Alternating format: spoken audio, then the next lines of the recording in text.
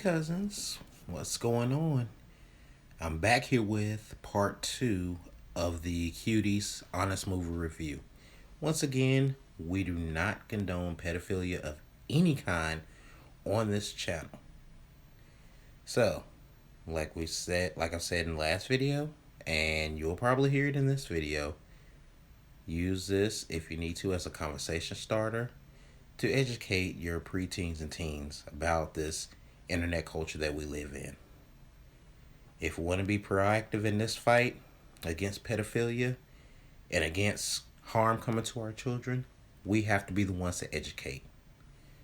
And now, part two of the Cuties movie review. See you in the next video. So yeah, I thought it was just funny. I think the dancing was almost an escapism for all of them, because as we learned, her friend, I want to say the little girl's name was Jessica, and Jessica made the point that she wasn't getting good grades. Her brother was like the good child or the better child because he studied, had good grades, and she was just looking for attention. And so when she was in school and the kids saw her dancing or they posted on social media and she would get all these likes, it was a validation that she wasn't getting from home. You know, she actually mentioned that when her and Nami were in the laundry room. She mentioned that, you know, her father and her mother claimed that she was the bad child. Right. So just like any typical child, if you're not getting that attention and that validation from home, from your parents, which is key, parents, validate your children always. And get it, we're parents. Sometimes we forget we're people. But you know, she says when she's dancing, when she's doing videos, you know, she feels that love, she feels that attention. Right. And so even when they were on social media posting, like, first of all, when she stole the phone, I'm like, why is the cousin still paying for a cell phone if he lost it? It's just certain things that just didn't make sense to me in the video. I mean, in the movie. There was so many loops in that. Then he called, right, like the teacher's not calling these parents about these kids wearing crop tops in middle school. And then the cousin with the phone. And then once again, you have to remember, she's from another country and she's here. So when she was like pulling her clothes off and her cousin's like, yo, what is you doing? Like, come on, man. Like, girl, you tripping. And then when she posted, like because once again, kids are emulating. And I think this is stuff that happens and not necessarily, this movie is an extreme. And that's the thing with art, right? Any good art is gonna push boundaries in the sense of making you think. Let's not just be surface level, because there are issues with sexualization and sex trafficking. There's so many issues. But once again, if you're thinking about this movie as, okay, I was young once and I was growing up and I might necessarily been as extreme as Ami is a combination of a lot of people or yourself. Yeah, I don't remember stabbing anybody in the hand with a pencil. No, or when she pushed the girl in the water, I died. And then the girl couldn't swim and she was like, wait, should I jump in to save her? But can I swim? And then, okay, so I'm gonna keep it pushing. But I think, or even let's go back to this, the point when she started her period, right? And her mother, and they all was like, oh, the auntie was laughing at her, which is hilarious. Girls, I think we all been there when it starts. But when her mom said, you're now a woman, I think it's something we should stop doing. If you're telling your daughters, you're not a woman, that just means you can reproduce children at this point. Mentally, you're still a child. And once again, we can't say certain things, and then when we feel children start acting grown, well, you just told me I was a woman, but now I'm acting like, it's conflicting. It can be a little psychologically conflicting. It's like, wait, but if I'm an adult, then, but I'm a child, So, but also these are cultural things. But I died laughing. I said, it's so embarrassing. It's once again, I just saw this movie. I saw myself. I saw my friends. I mean, I didn't even get to the dancing part because once again, the dancing was just horrible. Like, even if they were children dancers. They were just bad. They just weren't good dancers to begin with. And then they trying to dance like they're grown. It was just terrible. It was just awkward. It was terrible. Yeah, and I think the audience kind of showed that when they were at the competition. They were shaking their heads like, okay, what are y'all doing? Even the judges was like, what are y'all doing? Yeah, and that's what I'm saying. Nobody at some point ever saw these kids like, this is, no, like, y'all, first of all, y'all terrible. But then they were trying to emulate the older teenagers, right? They were trying to be like the cool girls, the high schoolers. I'm not sure, high schoolers, late high schoolers, whatever. And then I feel like that moment was very humbling. And she started crying and she ran off the stage and realized, I am making a fool out of myself. A hot fool. And sometimes you gotta be embarrassed. Yeah, you do. I mean, you have to, see things for what they really are after you get into the experience. It's like, wait a minute. This isn't me. What am I doing? It's not me. I'm trying to be something I'm not. And the fact that the other girl said she was the best dancer, child, they all. But enough about it. I'm just pure dancing. Like, it was. I'm sorry to keep bringing it up. It was just bad. Like, it was. I couldn't even take them serious as trying to be grown because it just looked really bad. It was really bad. And like I said, I'm a mom of a teenager, so I'm like, please stop. That was bad. That was. But at the end, after she ran home, and then she came to that realization. That's the part that really, really was an eye opener for me. Yeah, I like that part a lot. Skipping past the wedding, her mom finally said, "Oh, you don't have to go." Where she had both outfits laying there, which was one represented internet culture that she tried to emulate, one represented tradition that she grew up in. In the words of my AP English teacher, Mr. Harris, message, which also comes from Minister Society. No. Don't be a Minister Society while drinking your juice. You know what I meant. It was a symbolism in it, right? It was okay. Somewhere in between my culture and where I think I should be is who I am. And at the end I think her mom stood up for herself and for her daughter when she told the auntie, stop talking to my daughter like that. Stop it. Like, her mom also gained strength because if you watch throughout the movie, her mom is really struggling with like, okay, my husband, and then she's in this other bedroom with the baby and they made the other room really pretty for him and his new wife. Like, it's just, once again, so many components to this movie which are really good. But in that moment, the mother and daughter kind of realized, okay, we're both changing, we're both different. I have to be not only strong for myself and stand up for myself as a woman and stand up for my daughter and show her how to stand up for herself. And I loved it.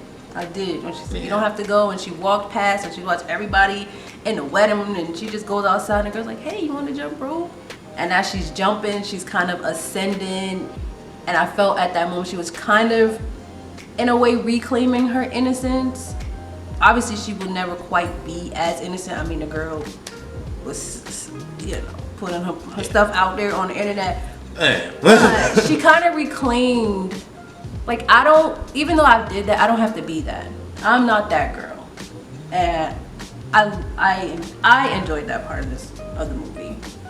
Now, I will say, after I got out of my feelings and my emotions and actually seeing it for what it really was, it's better to use that as a teaching tool because, in this day and age, yes, as parents, we try to shield our children from everything, but they will find out and then they will come back to you with those questions. And then you have to figure out how to answer them because for, some that grew up in traditional homes, it's taboo. But or church culture, or if you grew up in a conservative environment. Oh, that's devilment. I don't know. I hadn't heard that so many times growing up. Yeah, I didn't hear it. My mom wasn't that religious. We could listen to the R&B. But I never had, I guess, those emotions watching it. Because even after we were texting about it, I just, like I said, always saw it for as what it is. But it reminded me of this other movie called 13, which, as you see, if you look at this cover art, I mean, these girls, I mean, they got the tongue rings. Like, it's just like, so these movies have been around, and I watched 13. I remember it, and it came out 2003, so I'm not sure how. I was in high school when it came out, and I went to the library, and I remember they had it, and I rented it because remember you could, before Netflix, you had to rent movies. And I watched it, and I was like, wow, like this is crazy. But I never was one of them kids that wanted to like do all this stuff because I had a parent. My mom was always very straightforward with me and with my friends, and it was kind of like, listen, this is life, and she was just real blunt with things. I don't know how else to put it. So I was lucky in that sense that I had a parent who was able to say, listen, this is what's happening in the world. And she put it in a way that was obviously age appropriate, but she was very open with us. So if we had questions about things, it was like, hey, Ma, so that way she knew we were getting what she felt was the proper information, instead of my friends like, oh, girl, well, if you try this, then nah, Mom's ain't want that. And I respect that. And that's how I try to be, and as parents, we don't always get it right. We're just doing the best that we can. But as somebody who had that experience with their parent and then working with children and working with adolescents, I know the conversations I need to have with my child just so I feel like she's getting the appropriate information. And one day she might grow up and be like, Mom, you know what? Thank you, or like, that was a little too much. And when she has her own kids, if she does, it'll be a continuation. But we have to have the conversations. I think you have to start at a point where sometimes we freak out when kids. Yeah. We just go, oh my God, no! And sometimes we have to come from a point of understanding. So, like, okay, so what do you know? Because we don't know what they know. And a lot of times they know more than what we think. Definitely. So start with, well, what do you think this is? And don't, I know it's hard to not be like, oh my, but just listen, right? And go, okay, so this is where they are with it. Okay, so now you know where you need to fill in the gaps as a parent. And that's just it. So all in all, like I said, I enjoyed the movie as a coming of age story. And I think you should watch it if you have kids in this age range, to really, especially as this movie targets little girls, but even the little boys, not little boys, but the young boys and girls. Yeah, it's a good teaching moment. Yeah, it's a good conversation starter. Right. About what they know and how they feel about the movie. Now, if you're one of those people that just watched the 5-second trailer, right, and you base your comments and you base your anger towards that 5-second trailer, you're missing out on a huge piece. Right, and that trailer bit is the very end of the movie. Mm-hmm. So the movie's about 1 hour and 30 minutes, and it's at the very, very end. So I can understand the outrage about it, but if that's all you watch and you hear the comments, it really takes away from what could be a good teaching moment and, like Phil said, a conversation started. Because sometimes it's hard to have these conversations with this age group, or it's like, how do I approach it? And sometimes somebody else starting the topic for you is a good way to kind of get in there. And I know we don't want to have these talks about sex, but they're getting these images all the time. They're getting them. They're overhearing our adult conversations. How many of us used to hear our parents talk? They send you in the other room. It's so much. You still sneak out. You're right, and you just be sitting there like,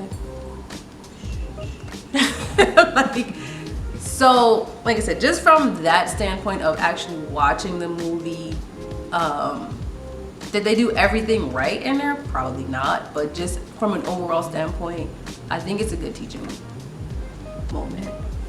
Watch the movie, take notes, watch it with, I will say older, 12, 13, 14, and really... Right, the movie is geared towards. Yeah, discuss the parallel between, real life and, your upbringing versus internet culture, and just have a genuine conversation. Yeah. I think, like I said, I'm probably going to rewatch it. I might watch it with my daughter. This probably just won't be a movie she'd be interested in, but we've had these talks, so you know, this might not be a movie for her. But I feel like I should watch it with her just because I like to know where she's at. And then kind of lets me go, okay, well, what are you and your friends kind of talking about? So every now and again, I'll kind of slip in and ask because we constantly have to be engaging with our kids. Yes. Like, it's so much going on. And sometimes we remember when we were kids, but once again, they have a whole set of tools we didn't have. Like, That's true. they have all social media, they have these websites, they have like, child, and you know, as somebody who works in technology, I'm still not even into all of it as much as they are. Because it changes daily. Constantly. So let us know what you think in the comments, okay? Let's have the conversation. If you watched it, what did you genuinely think about the movie? Have you had to have these conversations? Did it, you know, how did it make you feel watching it? Like I said, it's just, I just remember being that age and kind of, it just made me reminisce on that. Yes. And, you know, before we get to the main points of closing out, I just want to say this before anybody jumps onto the comments and say that we're condoning pedophilia or anything like that. No. Because I'm going to tell you like this. We are parents. We have worked in the educational field. We have worked with children. And the best way to protect your children, protect them of this world, is to educate them. Definitely. Education is key.